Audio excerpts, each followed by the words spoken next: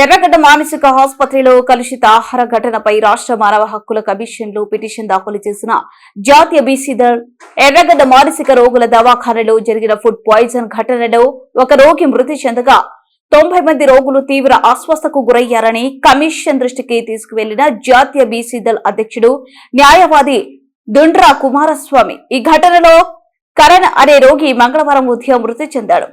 అస్వస్థకు గురైన 90 మంది రోగులలో 18 మందిని ఉస్మానియా జనరల్ ఆసుపత్రికి తరలించారు.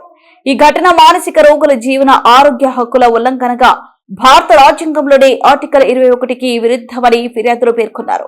ఈ ఘటనను సీరియస్ గా పరిగణించి బాధ్యులైన అధికారులను సస్పెండ్ చేయాలని, ప్రభుత్వం తక్షణ చర్యలతో లోపాలను సరిదిద్దాలని కోరారు.